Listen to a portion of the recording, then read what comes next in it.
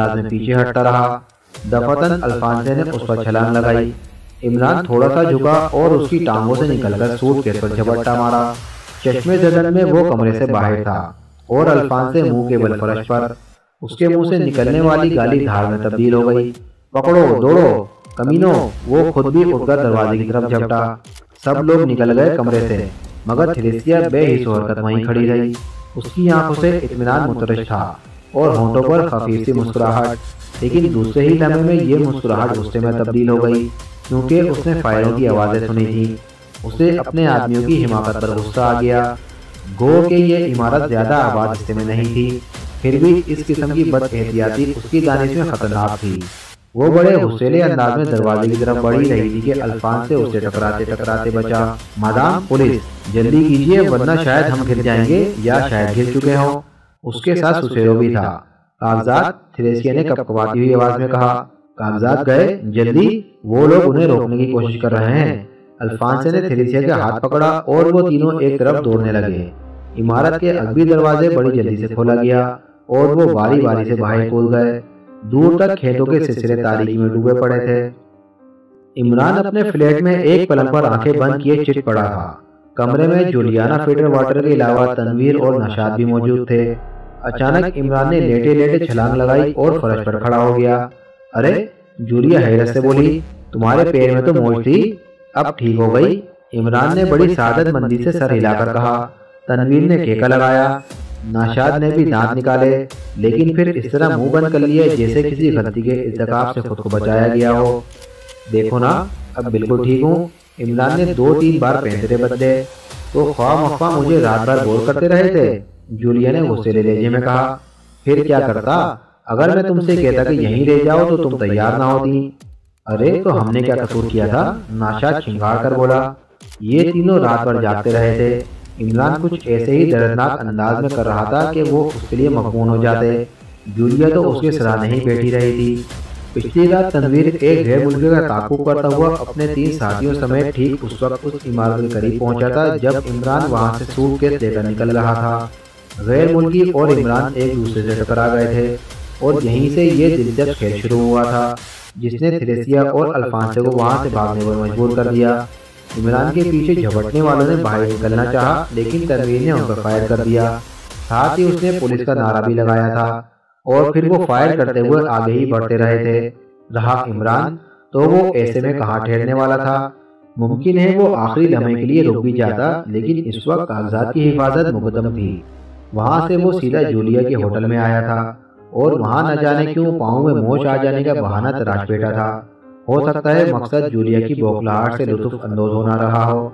वाकई वो उलझन में पड़ गई थी कि उसे क्या करना चाहिए, क्योंकि अब वो खड़ा भी नहीं हो सकता था।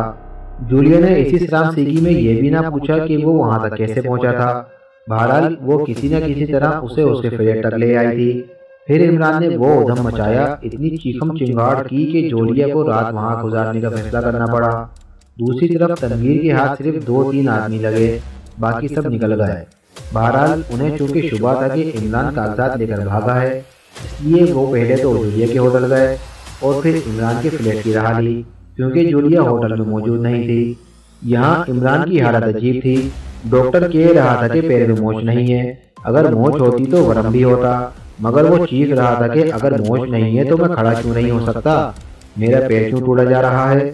फिर डॉक्टर को ये कहना पड़ा कि मुमकिन है कोई और वजह हो, और जब तक उसने तस्लीम नहीं कर लिया कि इमरान शदीद तरीन तकलीफ में मुब्तला है, इमरान ने उसका पीछा नहीं छोड़ा। उसने एक इंजेक्शन भी लिया। ये और बात है कि वो सिर्फ डिस्टिल्ड वाटर ही का काम कर रहा हो। बहरहाल तनवीर, जूलिया और नाशाद रात भर उसकी तीमारदारी करते रहे।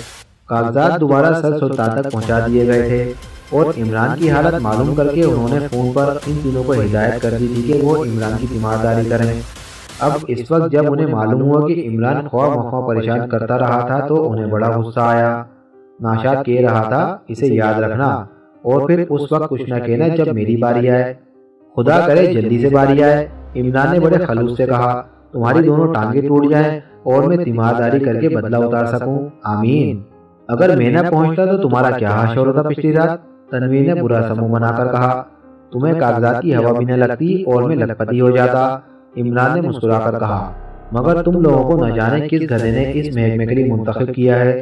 तुमसे इतना भी ना हो सका कि थेरेसिया या अल्फांसो को पकड़ सकते, और पकड़ा भी तो उन्हें जो मेरे एक इशारे पर हथकड़ियों के लिए अपने हाथ खुद ही पेश कर देते।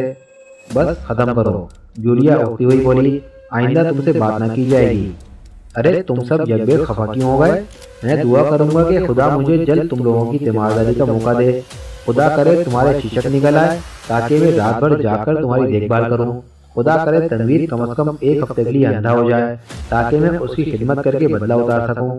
खुदा करे नाशाद, बस खामोश रहो नाशाद धाड़ा, वरना मैं तुम्हारे हलक में भूसा उतार दूंगा। अच्छा जाओ। इमरान ने ठंडी सांस ली। तुम लोगों की वजह से मैं हमेशा खसारे में रहता हूँ, मगर अभी क्या है, अल्फांसे और थेरेसिया आसानी से शिकस्त खाने वालों में से नहीं है, और मैं ये जानता हूँ कि अभी इन कागजात की कोई कीमत या अहमियत नहीं है। क्यों? जूलिया ने पूछा। अपने चचा एस्टू से पूछना, मगर शायद उसके फरिश्तों को भी इल्म ना हो।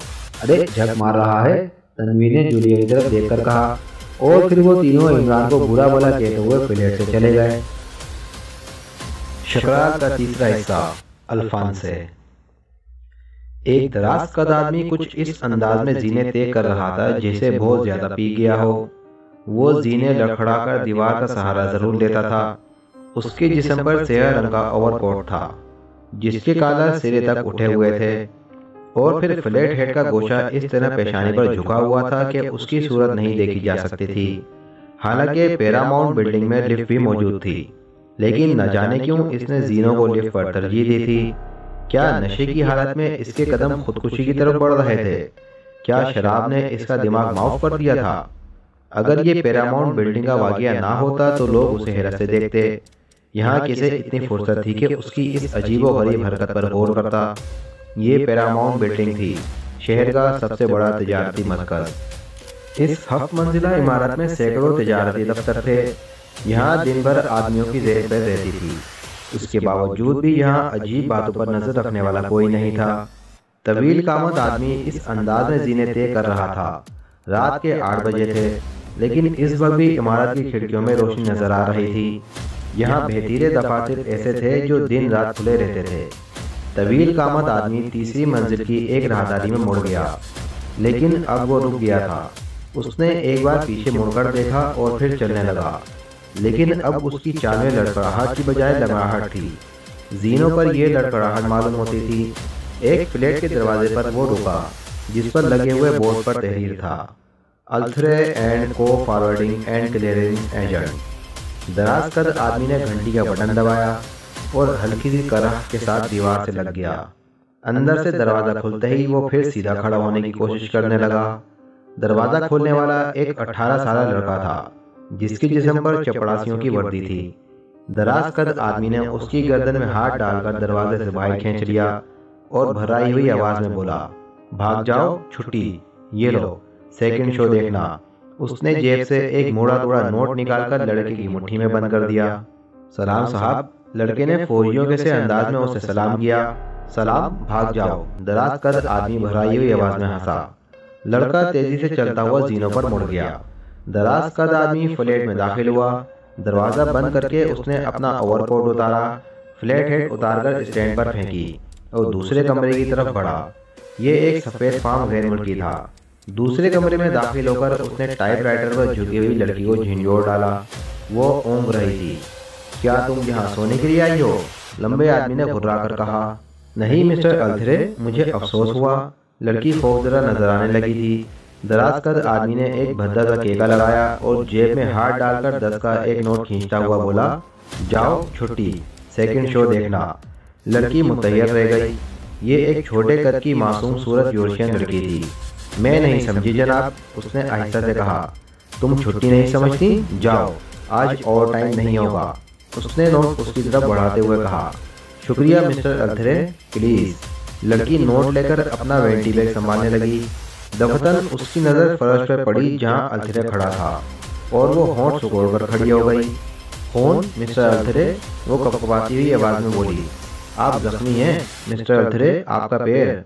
फिर उसकी नजर अल्थरे की रान पर जम गई, जहां पतलून में एक सुराख था और उसके गिर्द खून का एक बड़ा सा धब्बा था।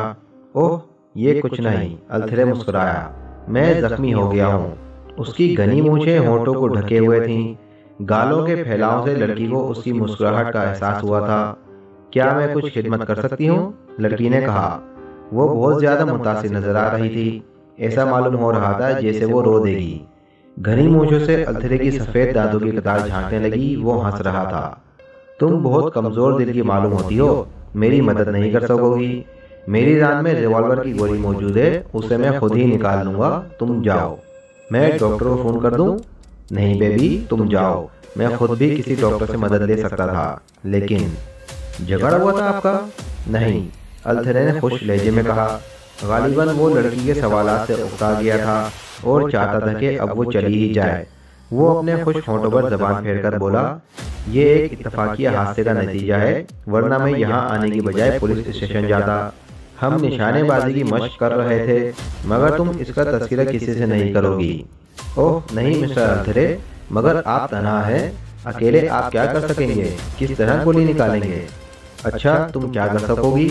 मैं एक तरबियत याफ्ता नर्स हूँ मिस्टर अल्थरे। ताज्जुब है। अल्थरे की आंखों से शुबा झांकने लगा। तुमने पहले कभी नहीं बताया। तुम तो एक स्टेनोग्राफर हो। जी हाँ, शॉर्ट हैंड मैंने इस पेशे को तर्क करने के बाद सीखा था। अच्छा आओ, मैं देखूंगा कि तुम मेरी क्या मदद कर सकती हो।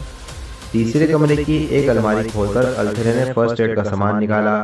उसी के साथ जर्राही के कुछ आलात भी बरामद हुए, जिन्हें लड़की ने एक बर्तन में डालकर हीटर पर रख दिया। मगर मिस्टर अल्थरे, गोली कौन निकालेगा? मैं निकालूंगा। अल्थरे मुस्कुराया। मुझे हैरत है, आप लोगों की तरह आम आदमी मालूम नहीं होते। ओह नहीं तो? अल्थरे हंसने लगा। वो जख्म खोल चुका था, जिससे अब भी खून बह रहा था।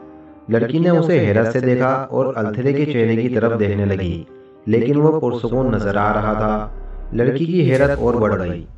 सोजी, तुम मुतैयर हो? अल्थरे ने फिर केका लगाया। मेरा सारा जिस्म जख्मों से दागदार है। पिछली जंग में मेरे जिस्म का कीमा बन गया था, फिर भी मैंने डॉक्टरों को मुतैयर करके छोड़ा। उनका ख्याल था कि मेरे जिस्म में कोई खबीस रूह मौजूद है। अगर शरीफ रूह होती तो कभी की परवास कर चुकी होती। सोजी मुतैयाराना अंदाज में सिर्फ सुनती रही, कुछ बोली नहीं। अल्थरे ने खोलते हुए पानी के बर्तन से एक चिमटी निकाली और सोजी उसके चेहरे की तरफ देखती रही। वो सोच रही थी कि ये आदमी पत्थर का है या फौलाद का। वो इतने ही इन्हमाक के साथ जख्म से गोली निकालने में मशगूल था जैसे हथेली में चुभी हुई किसी फांस को सुई से कुरेद रहा हो। गोली के निकलने में देर नहीं लगी। अल्थरे आवाज से हंस रहा था। सोजी को ये हंसी कुछ हजियानी किस्म की मालूम हुई, बिल्कुल ऐसे ही जैसे शिद्दत दर्द से कराहें ना निकली हों, खेके फूट पड़े हों। अब तुम अपना काम शुरू कर दो, उसने कहा।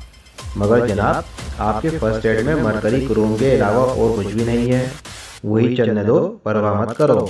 मैं इस वक्त कहीं नहीं जा सकता और ना डॉक्टर को तलब कर सकता हूँ।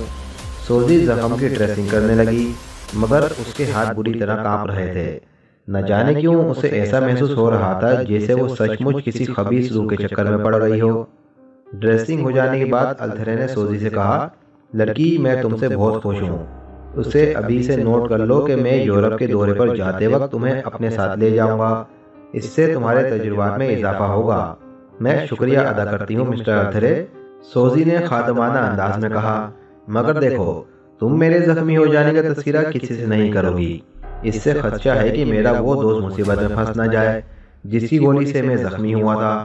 मैं किसी से भी तस्करा नहीं करूंगी जनाब। शुक्रिया, अब तुम जा सकती हो।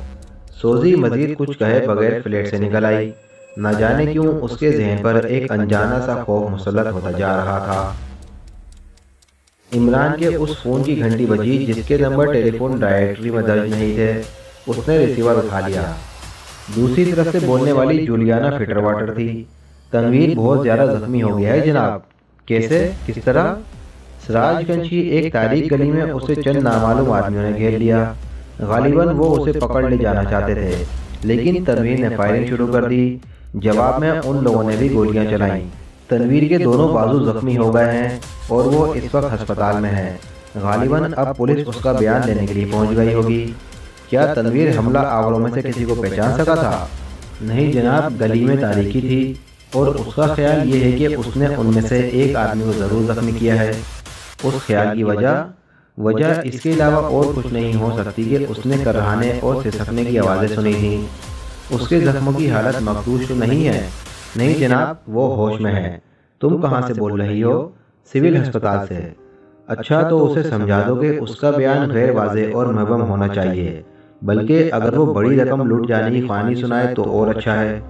बहुत बेहतर जनाब, बयान हो जाने के बाद मैं फिर फ़ोन करूँगी। दूसरी तरफ से सिलसिला मुनक़ता हो गया। इमरान ने रिसीवर रखकर एक तवील अंगड़ाई ली और इस तरह मुंह चलाता हुआ दूसरे कमरे में चला गया जैसे धोखे से कोई कड़वी या कुसीली चीज़ खा गया हो। उसने अपने नौकर सुलेमान को आवाज़ दी। क्योंकि वो तकरीबन 2 घंटे तक खामोश बैठा रहा था, इसलिए अब उसकी ज़बान में कलबलाहट शुरू हो गई थी। सुलेमान आ गया। अबे वो तूने अपने दादा का नाम क्या बताया था? मैं भूल गया। इमरान इस तरह बोला जैसे याददाश्त पर जोर दे रहा हो। क्या कीजिएगा याद करके? सुलेमान ने बेजारी से कहा। सब्र करूँगा याद करके। तू बताता है कि यह हमसे बहस करने का इरादा रखता है नालायक। गुलजार नाम था। क्या दाढ़ी गुलाब के फूल की शक्ल की थी? नहीं तो वैसी ही थी जैसी सबकी होती है। अबे तो फिर गुलजार नाम क्यों था? इमरान गुस्सेली आवाज़ में धाड़ा। मैं नहीं जानता। आप मेरे दादा के पीछे क्यों पड़ गए हैं? अच्छा चल छोड़ दिया। परदादा का क्या नाम है? मुझे नहीं मालूम। अबे तुझे अपने परदादा का नाम नहीं मालूम? मेरा परदादा था ही नहीं, सुलेमान ने बुरा सा मुंह बनाकर कहा। तब फिर तुझसे ज़्यादा बदनसीब आदमी जोए ज़मीन पर ना मिलेगा। साहब हांडी जल रही है, मुझे जाने दीजिए। अच्छा बे, हमें उल्लू बनाता है? क्या कागज़ की हांडी है कि जल जाएगी? साहब, सुलेमान उसे घूरता हुआ बोला। क्या कहता है? मेरा हिसाब कर दीजिए, मैं अब यहाँ नहीं रहूँगा। हिसाब? इमरान कुछ सोचता हुआ बोला। हिसाब? अच्छा कागज़ पेंसिल लेकर इधर बैठ जा। मुझे लिखना नहीं आता साहब। अच्छी बात है, जब लिखना आ जाए तो मुझे बताना, मैं हिसाब कर दूंगा। प्राइवेट फ़ोन की घंटी बजी और ये सिलसिला यहीं ख़त्म हो गया। इमरान ने कमरे में जाकर कॉल रिसीव की। जूलिया ही का फ़ोन था। इट इज़ जूलिया सर, क्या खबर है? तनवीर का बयान हो चुका है। उसने यही लिखवाया है कि उसके पर्स में 1500 रुपये थे जो छीन लिए गए। ठीक है, लेकिन सुनो, तुम सबों को मोहतात रहने की ज़रूरत है। हम हर वक्त मोहतात रहते हैं जनाब। अगर मोहतात ना होते तो तनवीर की रिपोर्ट गालिबन आसमान से उतरती। एहतियातन और हाजिर दिमागी की वजह से वो बच गया है। खैर हाँ देखो, तुम्हें यह ना समझना चाहिए कि थ्रेसिया और अल्फांसे अब शहर में नहीं है। ये लोग धन के पक्के हैं, या तो कागजात हासिल करें या अपनी जानें दे देंगे। तो क्या तनवीर पर किया जाने वाला हमला उन्हीं से मंसूब किया जाएगा? मुमकिन है कि ये हमला उन्हीं की तरफ से हुआ हो। फिर हमारे लिए क्या हुक्म है? फिलहाल इस बेतुके सवाल का मेरे पास कोई जवाब नहीं है, इमरान ने कहा और रिसीवर टेबल पर रख दिया। सूजी हस्बे मामूल दूसरी सुबह ऑफिस पहुंची, लेकिन अल्थरे अपनी मेज पर मौजूद नहीं था। सूजी ने सोचा कि अब उसके पेट की तकलीफ बढ़ जाएगी, लिहाजा वो अपनी मसेरी से हिलने की भी हिम्मत ना कर सकेगा। मगर फिर ऑफिस किसने खोला? यहाँ मुलाजिम सिर्फ 3 थे। एक सूजी खुद, दूसरा एक क्लर्क और तीसरा चपरासी। अल्थरे का रिहायशी कमरा भी उसी फ्लैट में था और वो वहाँ तनहा रहता था, लिहाजा ऑफिस वही खोलता था। ये तीनों मुलाजिम बाहर से आते थे। फ्लैट में 4 कमरे थे। 2 कमरे अल्थरे निजी तौर पर इस्तेमाल करता, 2 ऑफिस के लिए थे। सोजी अपने कमरे में बैठ गई। क्लर्क अभी नहीं आया था। उसने चपरासी से पूछा, साहब कहाँ हैं? अपने कमरे में होंगे। ऑफिस किसने खोला था? साहब ने। क्योंकि उसे पिछली रात खिसका दिया गया था, इसलिए वो सूजी को शुबह की नज़र से देख रहा था और सूजी ख्वाह दिल ही दिल में शर्मा रही थी। वो महसूस कर रही थी कि चपड़ासी उसे आज अच्छी नज़रों से नहीं देख रहा।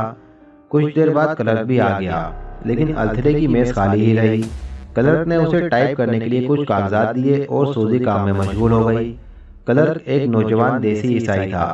वो अच्छी सेहत रखता था और कबूल सूरत भी था। अक्सर वो सूजी के साथ ही शाम में गुजारा करता था।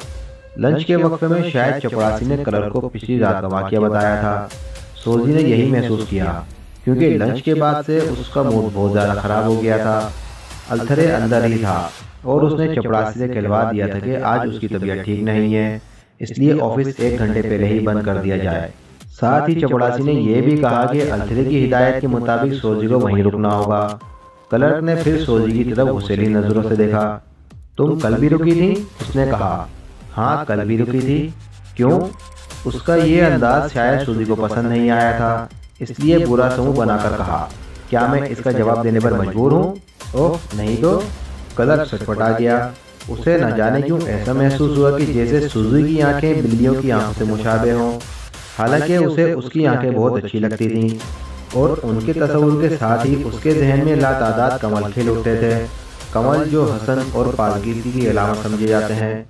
सूजी अब भी उसे जवाब तलब नजरों से घूर रही थी।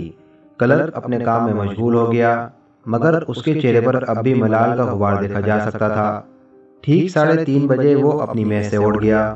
बाहर जाते वक्त उसने सूजी को अजीब नजरों से देखा था और सूजी सोचने लगी थी कि आखिर ये लोग जान पहचान और दोस्ती के मायने गलत क्यों लेते हैं।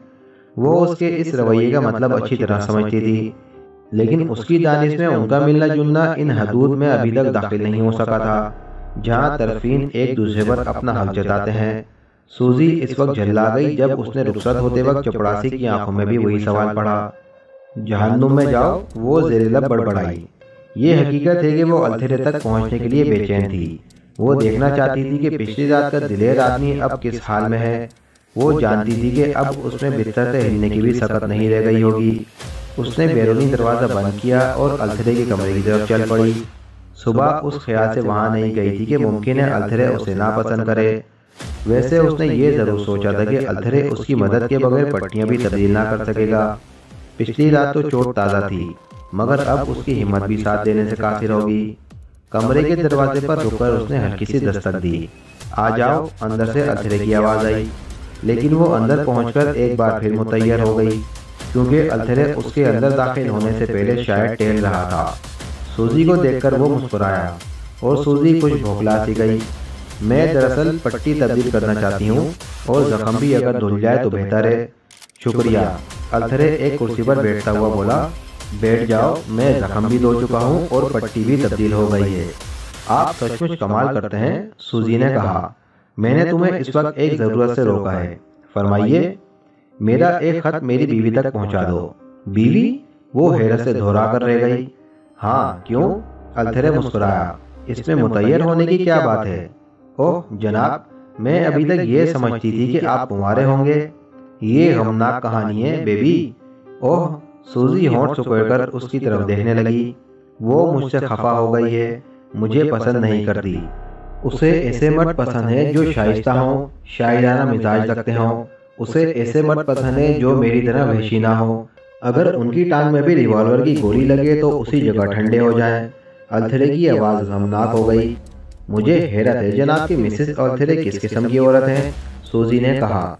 न जाने वो औरतें कैसी होती हैं जिन्हें जनाना औसाफ के मर्द पसंद होते हैं। ऐसी भी होती हैं बेबी, मैं उन्हें औरतें कहने को तैयार ही नहीं।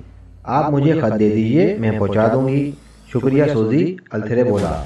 मैं अब ये झगड़ा ही खत्म कर देना चाहता हूँ। मैं उसे आखिरी खत भेज रहा हूँ। क्यों, क्या ख्याल है तुम्हारा? अगर वो मुझे पसंद नहीं करती तो कानूनी तौर पर अलहदगी ही बेहतर होगी। ओह नहीं, अगर समझौता हो जाए तो ज़्यादा बेहतर है, सूजी ने कहा। नहीं, जो आदमी हमारे दरमियान आ गया है उसे रास्ते से हटाए बगैर ये नामुमकिन है, लेकिन मेरी नज़रों में कानून का एहतराम बहुत ज़्यादा है। मैं उसे कत्ल नहीं कर सकता। दफतन सूजी मुस्कुराई और बोली, हिकमत अमली जनाब, कत्ल की क्या ज़रूरत है? क्या कोई ऐसी सूरत नहीं कि तशद्दुद के बगैर ही आप दोनों के दरमियान से हट जाए? नहीं, अल्थेरे मायूसाना अंदाज में सर हिलाकर बोला। और क्या सूरत हो सकती है? मगर ठहरो, अगर कोई औरत इन दोनों के दरमियान आ जाए तो शायद। देखो बेबी, मुझे हैरत होती है सिलवाना पर। मैं नहीं समझ सकता कि वो नामाकूल आदमी उसे इतना क्यों पसंद है। अरे वो बिल्कुल अहमक है, उसे किसी बात का भी सलीका नहीं है।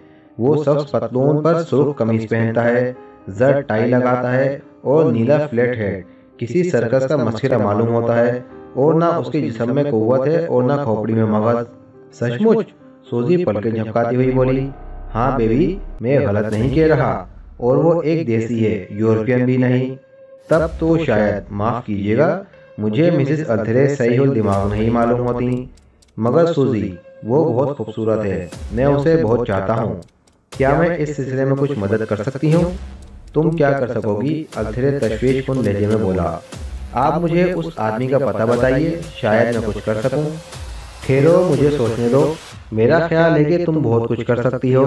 अल्थेरे हाथ उठाकर बोला और कुछ सोचने लगा। फिर कुछ देर बाद उसने कहा, एक तदबीर समझ में आई है, मगर मैं उसे बुरा समझता हूँ क्योंकि तुम एक शरीफ लड़की हो।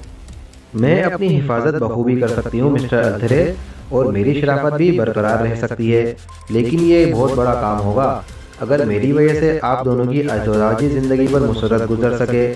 शुक्रिया बेबी, अब आप मिसेस अल्थरे को आखिरी खत लिखने का इरादा तर्क कर दीजिए।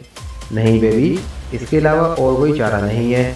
आप मुझ पर एतमाद कीजिए, मैं 1 माह के अंदर ही अंदर उसे आपके रास्ते से हटा दूंगी।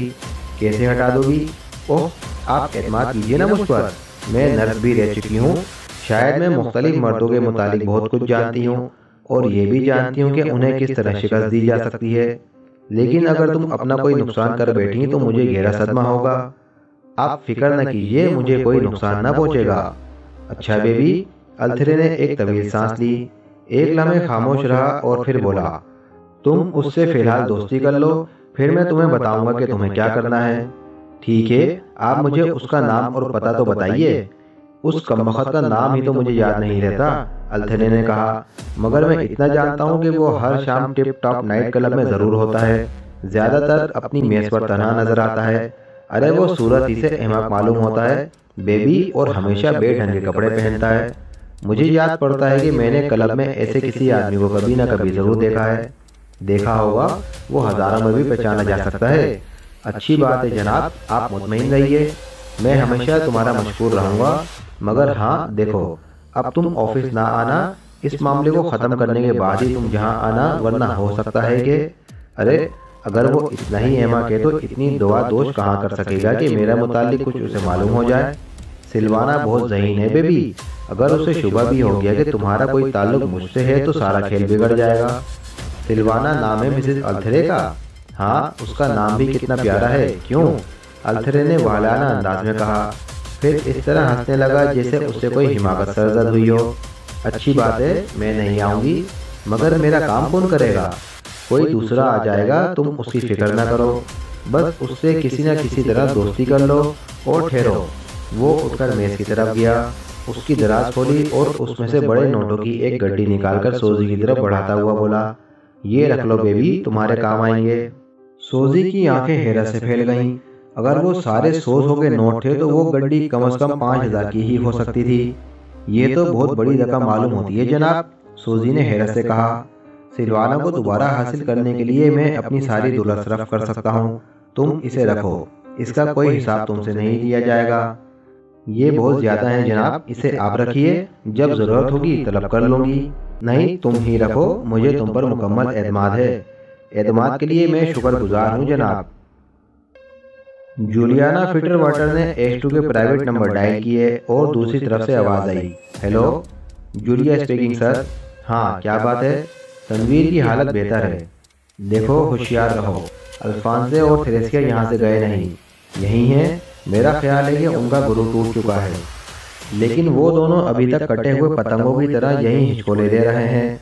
और ये तुम जानती ही हो कि झुंड से बिछड़े हुए भेड़िए कितने खतरनाक होते हैं। मैं जानती हूँ जनाब, फिर मुझे क्या करना चाहिए? थ्रेसिया को तलाश करो। आपने बताया था कि वो पिछली बार मेकअप में नहीं थी।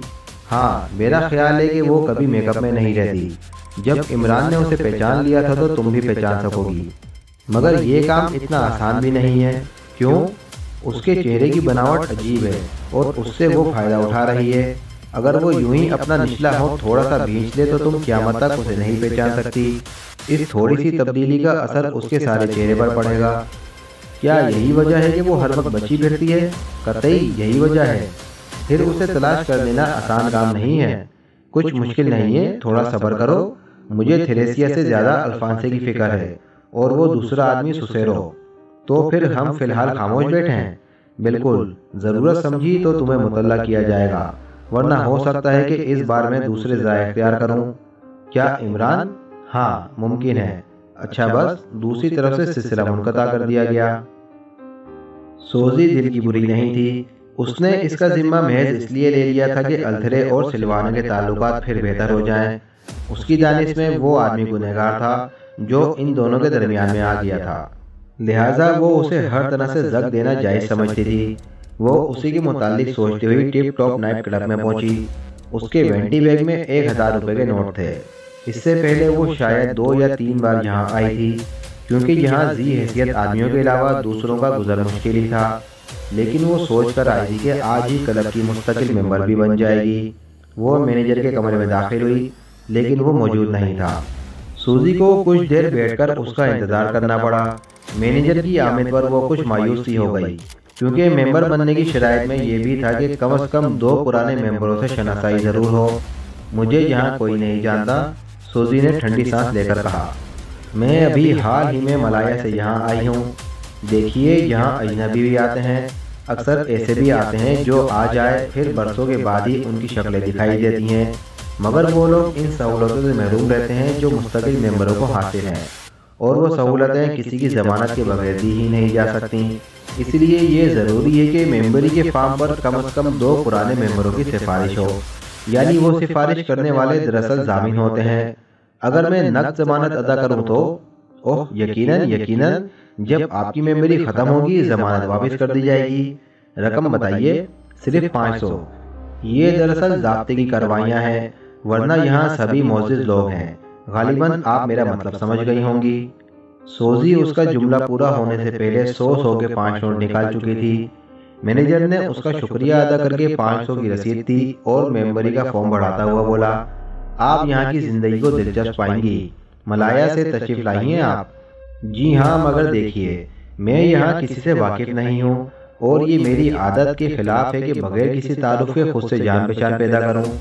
ओह, आप उसकी फिक्र न कीजिए, मैं यहाँ के बेहतरीन मेंबरों से आपका ताल्लुक़ कराऊंगा। शुक्रिया, सोजी ने कहा और फार्म की खानापूरी करने लगी। फिर अपने दस्तखत किए। मैनेजर ने फॉर्म लेकर एक नज़र डाली और उसे रजिस्टर में रखता हुआ बोला, शुक्रिया, मगर देखिए, मैं अपने गिर्द ज़्यादा भीड़ नहीं पसंद करती। किसी ऐसे आदमी से तारुफ करा दीजिए जो बहुत दिलचस्प हो। मैं सिर्फ तफरीह चाहती हूँ। ओह, मैनेजर होंठ सुकोड़कर कुछ सोचने लगा, फिर पलकें झपकाता हुआ मुस्कुराया। क्या आप किसी बेवकूफ़ आदमी से मिलना पसंद करेंगी?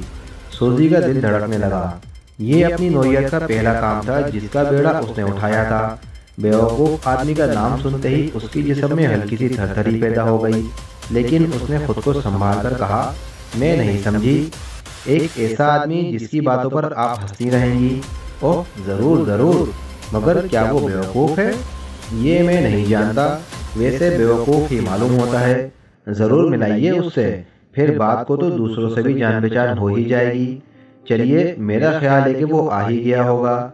आजकल न जाने क्यों रोज़ाना आ रहा है। सूजी ने कुछ और पूछना चाहा, लेकिन खामोश ही रही। वो दरअसल ये मालूम करना चाहती थी कि उसके साथ कोई औरत भी होती है या वो तना होता है। वो डाइनिंग हॉल में आए। मैनेजर ने चारों तरफ नजरें दौड़ाई। अभी नहीं आया, मगर मेरा ख्याल है कि ज़रूर आएगा। आजकल नागा नहीं करता। आइए इधर बैठिए। वो दोनों बैठ गए और मैनेजर ने मुस्कुराकर कहा, मैं पहली बार हर नए मेंबर की दावत ज़रूर करता हूँ। ये रहा मेन्यू। ओह शुक्रिया, मगर मैं तो खाना खा चुकी हूँ। फिर क्या पियेंगी आप? मेरा ख्याल है कि कॉफ़ी बेहतर रहेगी। मैं शराब बिल्कुल नहीं इस्तेमाल करती। ये बहुत अच्छी बात है, मुझे बहुत खुशी हुई। इसके बाद वो मलाया के मुतालिक गुफ्तगू करते रहे। मुमकिन है सूजी कभी मलाया में भी रही हो, वरना वो इतनी सफाई से अपने मुतालिक झूठ बोलने की कोशिश ना करती। दफतन मैनेजर ने कहा, वो आ गया। सूजी की नज़र सदर दरवाजे की तरफ उठी। एक खुशरू नौजवान अंदर दाखिल हुआ था, लेकिन अर्थरे के बयान के मुताबिक उसके लिबास में किसी किस्म की बदवज़ी नजर नहीं आई। वो नीले सूट और बेदाग सफ़ेद कमीज और एक सादा टाई में बड़ा दिलकश लग रहा था। दरवाजे के करीब खड़े हुए वेटर ने उसे हाथ उठाकर सलाम किया। उसने भी हाथ उठाकर ही जवाब दिया और फिर उसे गर्म जोशी से मुसाफा करने लगा, जैसे बहुत दिनों बाद मुलाकात हुई हो। लेकिन फिर भुखलाए हुए अंदाज में दूसरी तरफ मुड़ गया, बिल्कुल उसी तरह जैसे गलती का एहसास हो गया हो। वेटर सर खुजाता और कनखियों से दूसरों को देखता हुआ काउंटर की तरफ जा रहा था। देखा आपने? मैनेजर मुस्कुराकर बोला। जी हाँ, सूजी ने आहिस्ता से कहा और मुस्कुराई। उसकी निगाह बराबर उस नौजवान का ताक़ुब कर रही थी। फिर उसने उसे एक खाली मेज के करीब बैठते देखा। क्यों, है ना दिलचस्प? मैनेजर ने पूछा। हाँ, मालूम तो होता है, कुछ नर्वस किस्म का आदमी है। मैनेजर ने इस ख्याल पर राय जनी नहीं की। वो दोनों खामोशी से कॉफ़ी पीते रहे। सोजी ने देखा कि हॉल के दूसरे लोग उस आदमी को देखकर हंस रहे हैं, लेकिन वो इस अंदाज में कुछ खोया खोया सा बैठा है जैसे अपने गिरदो पेश की खबर ही ना हो। फिर तारुफ करा दिया जाए उससे। जरूर जरूर, ये तो सूरत ही से अहमक मालूम होता है। मैनेजर फिर खामोश ही रहा। वो दोनों उठकर उसकी मेज के करीब आए। वो बौखलाकर खड़ा हो गया। आपसे मिलिए, मैनेजर ने इमरान की तरफ हाथ फैलाकर कहा। आप मिस्टर अली इमरान और आप मिस सोजी। इमरान ने मैनेजर से मुसाफा कर डाला, फिर सॉरी कहकर सोजी की तरफ हाथ बढ़ाया और सोजी इस बौखलाहट पर बेख्तियार मुस्कुरा पड़ी। तशरीफ रखिए, तशरीफ रखिए, इमरान ने घबराए हुए लहजे में कहा। वो बैठ गए। मैनेजर ने उसे बताया कि सोजी अभी हाल ही में मलाया से आई है।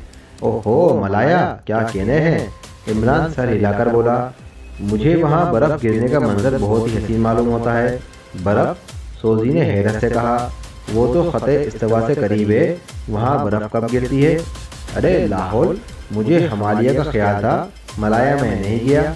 ज़रूर जाइए अगर कभी मौका मिले, वहाँ के मनाजिर आप बहुत पसंद करेंगे। ज़रूर ज़रूर। वो दोनों ही खामोश हो गए। सोजी सोच रही थी कि अब क्या कहे, और इमरान बार बार कनखियों से मैनेजर की तरफ देखने लगता था। वो सोच रहा था कि आज ये नई बात क्यों। इससे पहले कभी मैनेजर ने किसी लड़की से इमरान का तारुफ नहीं कराया था। मैनेजर शायद समझ गया था। उसने जल्दी से कहा, मिस सोजी क्लब की किसी दिलचस्प तरीन मेंबर से तारुफ चाहती थी। ओह हाँ।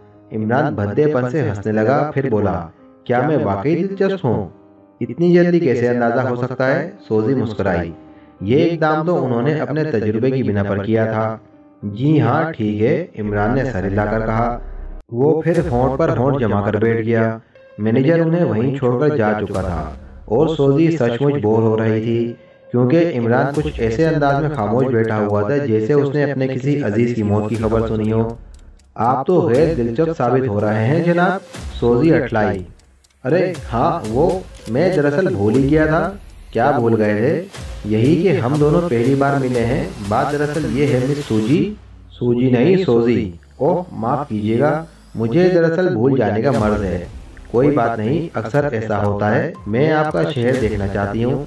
ज़रूर देखिए, ये बहुत अच्छा शहर है। आप कभी ऊँट पर बैठी हैं? ऊँट पर? सोजी ने हैरत से कहा और इस मुज़ेगा खैर सवाल पर हंस पड़ी। जी हाँ, ऊँट पर। आप ऊँट नहीं समझती? क्या मलाया में नहीं होते ऊँट? ऊँट एक ऊंचा जानवर है और झूला झूलता हुआ चलता है। मुझे तो बहुत पसंद है ये जानवर। कभी कभी मेरा दिल चाहता है कि अपनी कार में ऊँट जोत दूँ। मगर आपने ये सवाल क्यों किया? बस यूं ही, मैं हर आदमी से ये सवाल करता हूँ।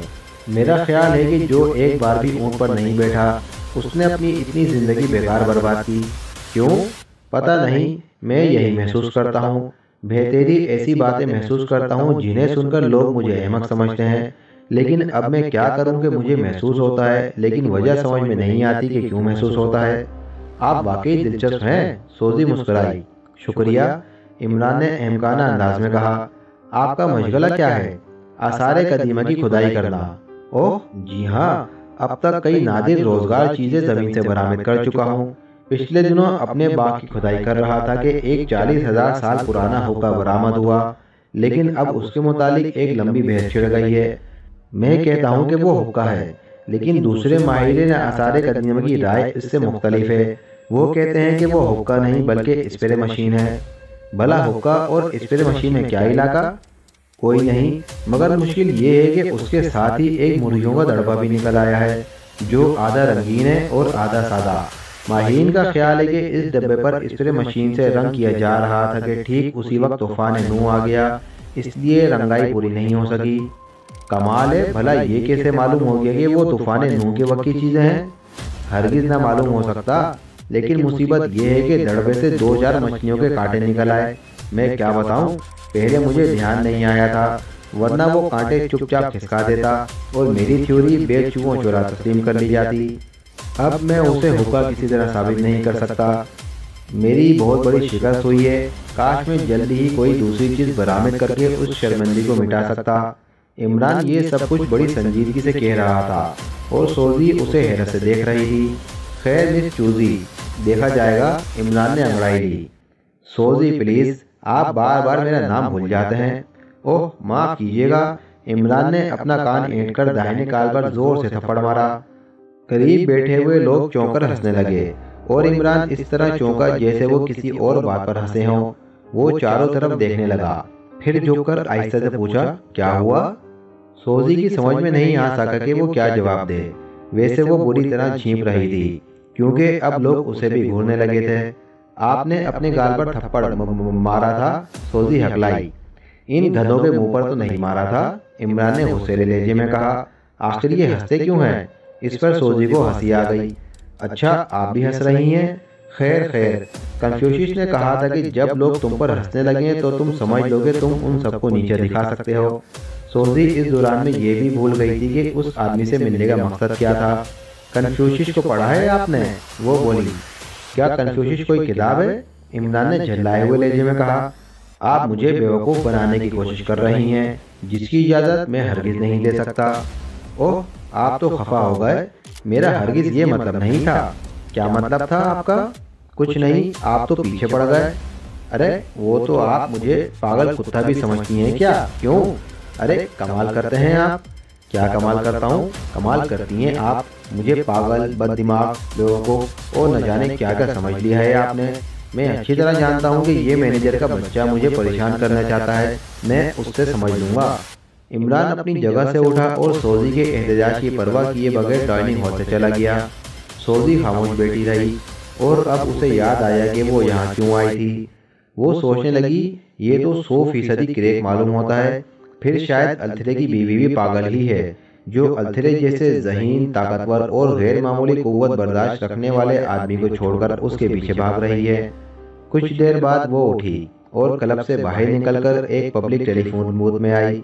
अल्थरे के नंबर डायल किए और माउथपीस में बोली, मिस्टर अल्थरे प्लीज, सोजी स्पीकिंग। हेलो बेबी, क्या बात है? उसका नाम इमरान ही है ना? हाँ ठीक, यही नाम है बेबी। मैं उससे उस वक्त मिली हूँ, वो तो पागल है, 100% पागल। हाँ, मुझे भी यही मालूम हुआ था। फिर माफ़ कीजिएगा, शायद मिसेस अल्थरे भी अपना ज़हनी तवाज़ुन खो चुकी हैं। हो सकता है, मगर मैं उसे खोना नहीं चाहता बेबी। ओह, आप मुतमईन रहिए, मैं उसे समझ लूँगी। बस तुम्हें इतना ही करना है कि उसे, मगर नहीं, अभी तुम उससे मिलती रहो। बहुत बेहतर। सोजी ने रिसीवर रख दिया और बूथ से बाहर निकल आई। तीसरी शाम भी जब सोजी आ टकराई तो इमरान को उसके मुतालिक संजीदगी से गौर करना पड़ा। उसकी जगह कोई और लड़की होती तो वो शायद इमरान पर थूकना भी पसंद न करती, क्योंकि वो पिछले 2 दिनों से बराबर हिमाकत की बजाय चिड़चिड़ाहट का मुजाहरा करता रहा था। जाहिर है कि हिमाकत तो तफरीह का सामान पैदा करती है, मगर चिड़चिड़ाहट बर्दाश्त करना शायद किसी के बस का रोग न था।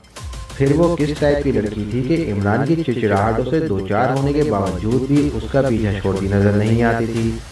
इमरान ने सबसे पहले मैनेजर से उसके मुतालिक पूछताछ की, लेकिन वो इससे ज़्यादा ना बता सका कि वो एक नई मेंबर थी और उसने क्लब के किसी दिलचस्प तरीन मेंबर से तारुफ हासिल करने की ख्वाहिश जाहिर की थी। मुस्लिहतन इमरान ने उसके मुतालिक ज़्यादा गुफ्तगू न की। बहरहाल वो लड़की इस वक्त भी उसके सर मुसल्लत थी और इमरान सोच रहा था कि इस तरह मिल बैठने की गर्ज व आयत क्या हो सकती है। आप आज बहुत खामोश हैं, लड़की ने छेड़ा। पता नहीं, मुझे तो नहीं महसूस होता कि मैं खामोश हूँ। इमरान ने होठों पर खफीफ सी मुस्कुराहट नजर आई। चंद लम्हे वो खामोश रहा, फिर बोला, आप मलाया कब वापस जाएंगी? क्यों? बस यूं ही। मेरा ख्याल है कि अब आपको वापस चले जाना चाहिए। इस ख्याल की वजह मैं बहुत पहले आपको बता चुका हूँ कि मुझसे वजह ना पूछा कीजिए। वजह जब मेरी ही समझ में नहीं आती तो आपको क्या बताऊँ। खैर छोड़िए, आज मैं आपको अपने घर ले जाना चाहती हूँ। घर अपना हो या दूसरे का, मुझे उससे कोई दिलचस्पी नहीं। फिर क्या आपकी रातें आसमान के नीचे गुजरती हैं? नहीं, आसमान पर गुजरती हैं। मेरा ख्याल है कि रात का सिरे से वजूद ही नहीं है। कन्फ्यूशियस ने कहा था। ज़रूर कहा होगा, लड़की जल्दी से बोली। उठिए, चलिए मेरे साथ। आपके घर पर और कौन है? कोई भी नहीं, मैं तन्हा रहती हूँ। अरे बाप रे, इमरान ने उर्दू में कहा और लड़की बोली, मैं समझी नहीं। आज नहीं कल, इमरान ने कहा। आज क्यों नहीं? सोजी ने कहा। आज मेरी बकरी बच्चा देने वाली है। ओह, क्या ये गंदा शौक भी रखते हैं आप? ये गंदा शौक है? इमरान ने झल्लाकर पूछा। यकीनन, लड़की मुस्कुराई। बस आप बराए करम मुझे ज़्यादा गुस्सा न दिलाइए। आप अजीब हैं। आप खुद अजीब हैं, बल्कि अजीब तरीन। ठीक उसी वक्त जूलियाना फिटरवाटर डाइनिंग हॉल में दाखिल हुई और सीधी इमरान की तरफ चली आई, लेकिन मेज के करीब पहुंचकर वो ठिठकी, क्योंकि इमरान के साथ किसी तफरीहगाह में किसी लड़की का होना उसके लिए बिल्कुल नई बात थी, और फिर लड़की भी सफ़ेद फाम। ओहो, क्या मैं मुखलिफ हो रही हूँ मिस्टर इमरान? उसने इमरान को मुखातिब किया। नहीं तो वैसे ये इमरान ने सोजी की तरफ देखकर कहा, मेरे दिमाग में खलल साबित करने की कोशिश कर रही हैं। सोजी गड़बड़ा गई। उसने एहतजाज के लिए होंठ खोले ही थे कि जूलिया बोल पड़ी, वो तो जाहिर ही है, इसे साबित करने की क्या ज़रूरत है? बहरहाल मैं तुम्हारी इजाज़त के बगैर यहाँ बैठ रही हूँ। सोजी जूलिया को देखने लगी। वो सोच रही थी कि क्या मिसेस आर्थर यही है? जूलियाना फिटरवाटर बहुत दिलकश औरत थी। सोजी उसका नाम याद करने की कोशिश करने लगी, लेकिन नाम याद ना आया। वैसे उसे यकीन होता जा रहा था कि मिसेस आर्थर ही है। इमरान खामोश हो गया था। आपकी तारीफ? जूलिया ने सोजी की तरफ देखकर कहा। ओह, मुझे सोजी कहते हैं, वो जल्दी से बोल पड़ी। अभी हाल ही में मलाया से आई हूँ और 3 दिन हुए आपके क्लब की मेंबर बनी थी। मिस्टर इमरान क्लब के दिलचस्प तरीन आदमी हैं। जूलिया ने एक तवील सांस ली और कनखियों से इमरान की तरफ देखती हुई बोली, मैं जूलियाना फिटरवाटर हूँ। मिस्टर इमरान वाकई बहुत दिलचस्प आदमी है।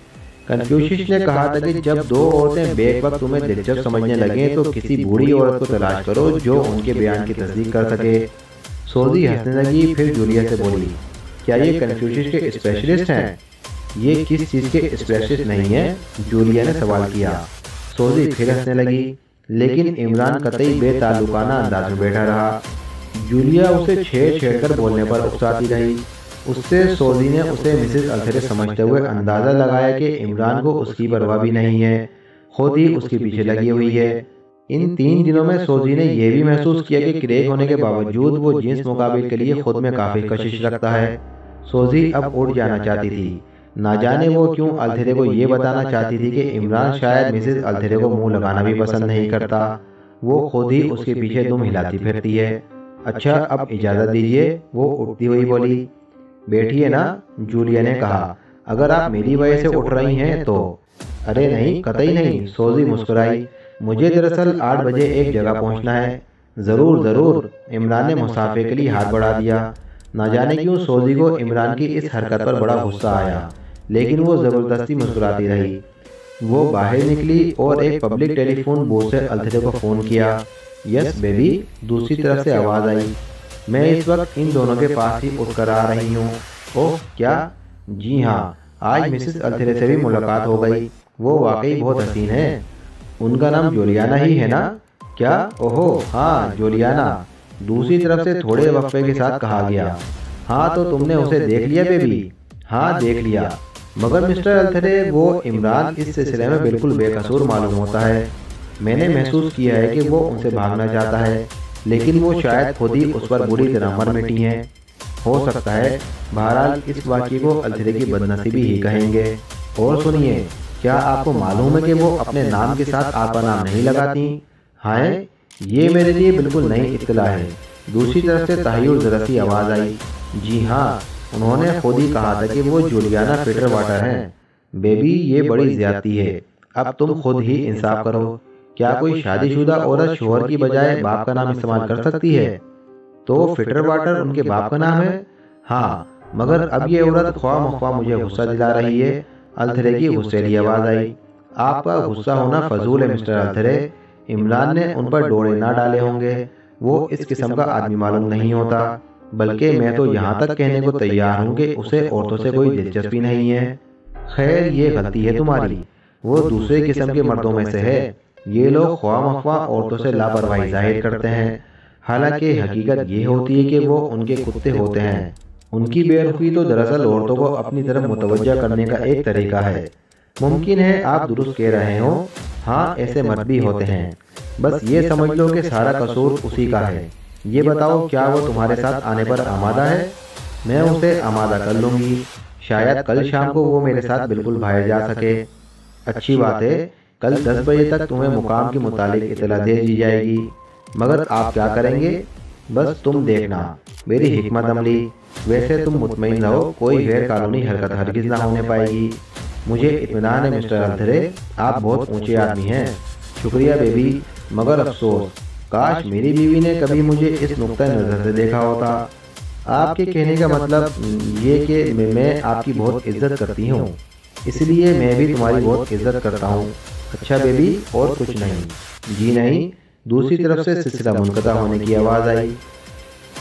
आज सर्दी कम थी और पिछली रात का शफाफ चांद सफ़ेद बादलों के छोटे छोटे टुकड़ों से बार बार उलझ रहा था। क्लॉक ने 12 बजाए और वजारत खारजा का असिस्टेंट सेक्रेटरी कर्नल नादिर टहलते टहलते रुक गया। मगरिबी समिति की खिड़की का एक पट खुला हुआ था जिससे दूर तक फैला हुआ मैदान दिखाई देता था। वो खिड़की की तरफ बढ़ा और दूसरा पट भी खोलता हुआ सलाखों पर झुक गया। हद्दे नजर तक चांदनी फैली हुई थी। फिर उसने बड़ी बेचैनी से क्लॉक की तरफ देखा। 12:02 हुए थे। अब उसने उस तरह कलाई की घड़ी पर नजर डाली जैसे दीवार से लगे हुए क्लॉक ने उसे धोखा दिया हो। बाहर हल्की सी सरसराहट हुई और वो चौंक पड़ा। कुछ दूर पर खुदरू फूलों की झाड़ियों का सिलसिला था। वो आंखें फाड़ फाड़ कर उन्हें घूरने लगा। फिर दरवाजा खोलकर बाहर निकल आया। उसके अंदाज में बड़ी बेचैनी थी। झाड़ियों के करीब पहुंचकर उसने आहिस्ता से कहा, सिल्वाना। उसे अपनी सरगोशी दूर तक फैलती हुई महसूस हुई। वो चारों तरफ देखने लगा क्योंकि उसे कोई जवाब नहीं मिला था। थोड़ी दूर तक झाड़ियां मुतहरिक नजर आ रही थीं। वो दौड़ता हुआ वहां पहुंचा। सिल्वाना, उसने फिर आहिस्ता से पुकारा और चारों तरफ देखने लगा। इस बार वो झाड़ियों में घुसता चला गया, लेकिन अचानक उसे ऐसा महसूस हुआ जैसे उसकी गर्दन में फंदा सा पड़ गया हो। एक झटके के साथ रुककर उसने अपनी गर्दन टटोलनी चाहिए, लेकिन दूसरे ही लम्हे में एक मजबूत हाथ उसके मुंह पर पड़ा। साथ ही उसके हाथ भी किसी की गिरफ्त में आ गए। उसने तड़प कर इस जाल से निकलना चाहा, मगर मुमकिन ना हुआ। मुंह पर हाथ की गिरफ्त इतनी मजबूत थी कि उसका दम घुटने लगा था। ऐसी सूरत में हलक से आवाज़ क्या निकलती। वो ज़मीन पर गिरा दिया गया, लेकिन बेहिसो हरकत। शायद बेक वक्त कई आदमियों ने उसे दबा रखा था। फिर आहिस्ता आहिस्ता उसके कानों में गूंजने वाली झाएं झाएं गहरी होती चली गईं। एक बार आंखों के सामने कूंदा सा लपका और फिर गहरी तारीकी छा गई। कानों की झाएं झाएं जहन के अंधेरों में मदगम हो गईं। कर्नल नादिर अच्छे हाथ पैर और बेहतर सेहत का मालिक था, लेकिन फिर भी जब वो दोबारा होश में आया तो उसकी नकाहत की वजह से आंखें खोलने में भी दुश्वारी महसूस कर रहा था। लेकिन फिर इस तरह उछल पड़ा जैसे अचानक कोई चीज चुभ गई हो। वो बरहाना था। जिस्म पर एक तार भी नहीं था। उसने चारों तरफ वहशत जरा नजरों से देखा और दीवानों के से अंदाज में पूरे कमरे में चक्कर लगाने लगा। वो कमरे में तन्हा था, लेकिन यहाँ उसे कोई ऐसी चीज नहीं मिली जिससे वो अपना जिस्म ढांक सकता। उसका सर बड़ी शिद्दत से चकरा रहा था। दफतन दरवाजा खोलने की आवाज आई और 3 आदमी अंदर दाखिल हुए। वो उसे देखकर बेतहाशा हंसने लगे और वो सिमटकर एक गोशे में बैठ गया। आने वाले तीनों सफेद पाम आदमी पादरियों के बाजार रखते थे। अरे देखो इस नंगे बेशरम को, एक ने दाढ़ी पर हाथ फेर कर कहा। छी छी, दूसरे ने बुरा सा मुंह बनाया। क्या तुम्हें शर्म नहीं आती? तीसरे ने डिप्टी सेक्रेटरी को मुखातिब किया। डिप्टी सेक्रेटरी फौजी आदमी था, लेकिन इस किस्म के हालात से दो चार होना उसके लिए बिल्कुल नई बात थी और वो बुरी तरह नर्वस हो गया था। अरे कुछ असर ही नहीं होता इस पर, एक ने कहा। बहरा है शायद, दूसरा बोला। क्यों, क्या तुम बहरे हो? तीसरे ने डिप्टी सेक्रेटरी को मुखातिब किया। मेरे कपड़े लाओ कमीनो, डिप्टी सेक्रेटरी ने कपकपाती हुई आवाज में कहा, वरना चुन चुनकर कत्ल कर डालूंगा। मेरे कपड़े लाओ, लाओ जल्दी, निकलो यहाँ से कमीनो। पागल मालूम होता है, तीसरे ने दूसरों की तरफ देखकर खौफजदा आवाज में कहा, भागो यहाँ से। और वो सचमुच भागते हुए कमरे से निकल गए। उन्होंने दरवाजा भी नहीं बंद किया। डिप्टी सेक्रेटरी उठकर दरवाजे की तरफ बढ़ा कि उसे बंद करके अंदर से चुटखनी चढ़ा दे, लेकिन फिर वो झिझक कर पीछे हटाया। एक लंबा आदमी दरवाजे में खड़ा था। उसके हाथ में डिप्टी सेक्रेटरी के कपड़े थे। उसने उन्हें उसकी तरफ उछालते हुए कहा, कपड़े पहन लो, और फिर वो कमरे से निकल गया। डिप्टी सेक्रेटरी ने बौखलाए हुए अंदाज में कपड़े पहने और फिर दरवाजे की तरफ बढ़ा। अब उसकी आंखें गुस्से से सुर्ख हो रही थीं। ऐसा मालूम हो रहा था जैसे वो इस वक्त पहाड़ से भी टकरा जाएगा। उसने अपनी पूरी कुव्वत से लंबे आदमी पर हमला कर दिया, लेकिन अपने ही जोर पर मुंह के बल फर्श पर ढेर हो गया, क्योंकि लंबे आदमी ने बड़ी फुर्ती से वार खाली कर दिया था और फिर उसे उठने की मोहलत न मिल सकी। लंबा आदमी उस पर सवार हो गया। तुम अपना वक्त जाया कर रहे हो दोस्त, उसने डिप्टी सेक्रेटरी की गर्दन दबाते हुए सफाखाना अंदाज में कहा और फिर उछलकर हट गया। डिप्टी सेक्रेटरी जमीन से उठा तो, लेकिन चुपचाप खड़ा रहा। तुम अब बूढ़े हो चले हो, लंबे आदमी ने कहा, इसलिए इस किस्म की वर्जिशें तुम्हारे एहसाब के लिए नुकसानदेह भी हो सकती हैं। मुझे यहाँ क्यों लाया गया है? डिप्टी सेक्रेटरी हुर्राया, एक बहुत ही मामूली बात के लिए, जो ज़ाती तौर पर तुम्हारे लिए ज़रा बराबर भी नुकसानदेह नहीं हो सकती। तुम सिर्फ इतना बता दो कि रेड स्क्वायर कागजात कहाँ रखे गए हैं। ओह, डिप्टी सेक्रेटरी उसे घूरने लगा। मैं ये सुनना नहीं पसंद करूँगा कि तुम उससे लाइलिम हो, लंबे आदमी ने कहा। ये हकीकत है कि मैं उनके मुतालिक कुछ नहीं जानता, तुम अच्छी तरह जानते हो। डिप्टी सेक्रेटरी कुछ न बोला। लंबे आदमी ने मुस्कुराकर कहा, अगर तुम नहीं बताओगे तो कपड़े फिर उतार लिए जाएंगे और एक मजमा होगा तुम्हारे गिर्द। मैं एक आध को जान से मार दूंगा। डिप्टी सेक्रेटरी हुर्राया, मैं बूढ़ा जरूर हो चला हूँ, लेकिन कुव्वत है मेरे जिस्म में। तुम अहमकों सी गुफ्तगू कर रहे हो, तुम्हें पछताना पड़ेगा। डिप्टी सेक्रेटरी खामोशी से उसे घूरता रहा। तुम किसी पागल कुत्ते की तरह भौंकने लगे हो, लंबा आदमी बोला। तुम हमसे हमारे तरीक़ेकार से नावाकिफ हो। हम तुम पर तशद्दुद नहीं करेंगे, इसके बावजूद भी तुम उगल दोगे। जब मुझे कुछ मालूम ही नहीं है तो मैं क्या बताऊंगा? देखो दोस्त, फिर सोच लो, तुम्हारे कपड़े उतार लिए जाएंगे। तुम्हारी मर्जी। डिप्टी सेक्रेटरी ने लापरवाही से शानों को जंबश दी। मैं तुम्हारे पूरे खानदान को इसी तरह यहाँ इकट्ठा कर सकता हूँ। जरा सोचो तो, अगर वो सब तुम्हारी ही तरह बरहना करके इसी कमरे में तुम्हारे साथ बंद कर दिए गए तो? डिप्टी सेक्रेटरी सर से पैर तक लरस गया। उसकी खाल उड़ा दी जाती, तब भी कागजात के मुतालिक कुछ न बताता। लेकिन ये हरकत खुदा की पनाह, उसके तसव्वुर से ही उसका दिल बैठने लगा। नहीं, उसने मुस्तरबाना अंदाज में कहा, तुम ऐसा नहीं कर सकते। नमूना तो तुम देख ही चुके हो। लंबा आदमी बेदर्दी से हंसा। मेरे लिए ये नामुमकिन ना होगा। वो कागजात स्टेट बैंक के सेफ कस्टडी में हैं। तुम समझदार आदमी हो, लंबे आदमी ने संजीदगी से कहा, लेकिन तुम्हें उस वक्त तक यहाँ रहना पड़ेगा जब तक कि कागजात हमारे कब्जे में ना आ जाएं। तुम कौन हो? डिप्टी सेक्रेटरी ने खौफजदा आवाज में पूछा। अल्फांस से, लंबे आदमी ने आहिस्ता से कहा और उसके पतले पतले होंठ फैल गए। तोते की तरह झुकी हुई नाक कुछ और ज्यादा खमदार मालूम होने लगी। फोन की घंटी देर से बज रही थी, क्योंकि ये इमरान का वो फोन था जिसके नंबर टेलीफोन डायरेक्टरी में भी पाए जा सकते थे। इसलिए उसने कोई परवाह ना की और घंटी बजती रही। इमरान का ख्याल था कि ये वही लड़की होगी जो उसे अक्सर फोन पर बोल करती रहती थी, इसलिए उसने खामोश रहना ही मुनासिब समझा। लेकिन जब घंटी किसी तरह बंद होने को नहीं आई तो उसने झल्लाकर रिसीवर उठा लिया और चिंगाड़ती हुई आवाज में बोला, हेलो, क्या अब्दुल जब्बार साहब मौजूद हैं? दूसरी तरफ से आवाज आई। इमरान का मुंह और ज्यादा बिगड़ गया। गालिबन किसी ने नंबर गलत डायल किए थे। हेलो, दूसरी तरफ से फिर आवाज आई। मैं मालूम करना चाहता हूं कि अब्दुल जब्बार साहब घर पर मौजूद हैं? मौजूद हैं, इमरान ने जवाब दिया। जरा फोन पर बुला दीजिए। मैं अब्दुल जब्बार ही बोल रहा हूँ। आहा, जब्बार भाई, सलाम वालेकुम, पहचाना आपने? दूसरी तरफ से बोलने वाले ने लहक कर कहा, पहचान लिया? अच्छा, ही। कैसे भाई साहब, मेरा काम हुआ या नहीं? हो गया? नहीं, आप मजाक कर रहे हैं। ही। इमरान ने भी उसकी नकल की और चंद सेकंड तक दोनों में ही का तबादला होता रहा।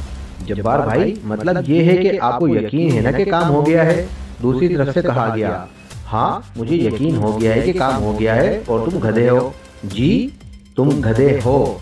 यानी कि आप क्या कह रहे हैं? यू आर आ डंकी। ये तो हुआ अंग्रेजी में, यानी अब और जिस जबान में कहो यानी कर दूं। आपने शायद मुझे पहचाना नहीं, मैं नवाब करामत अली बोल रहा हूँ। तुम मलका विक्टोरिया के भतीजे सही, लेकिन हो गधे। ए जब्बार, तुम होश में हो या नहीं?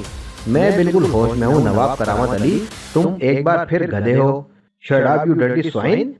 मैं डर्टी स्वाइन ही सही, कबाब नरामत ओह नवाब करामत अली, मगर तुम गधे हो। मैं तुम्हें देख लूंगा कमीने। दूसरी तरफ से धाड़ने की आवाज आई। मैं कमीना ही सही, लेकिन तुम 100% गधे हो। अच्छा। दूसरी तरफ से सिलसिला मुनक़ता कर दिया गया। इमरान रिसीवर रखकर मेज के पास से हटने भी ना पाया था कि घंटी फिर बजी। अब कौन है भाई? इमरान रिसीवर उठाकर धाड़ा। मैं जुलियाना फिटर वाटर बोल रही हूँ और तुम शायद इमरान हो, लेकिन इस तरह हलक क्यों फाड़ते हो? अगर लाइन खराब हो गई तो? तुम क्यों कान खा रही हो मेरे पास तुम्हारे लिए एक सनसनीखेज खबर है। क्या मेरे डैडी ने मुस्कुराना सीख लिया? वजारत खारजे के डिप्टी सेक्रेटरी कर्नल नाजिल पुरस्कार तौर पर गायब हो गए। बड़ा अच्छा हुआ उनका पीछा टेलीफोन से छूट गया। अब वो दुनिया में कोई ढंग का काम कर सकेंगे। मेरी तरफ से उनके घर वालों को मुबारकबाद दो। रेड स्क्वायर कागजात उन्हीं की तहवील में थे। जूलिया ने उसकी बकवास की परवाह किए बगैर कहा, ओहो, तुम्हें ये कैसे मालूम हुआ कि वो लापता हो गए?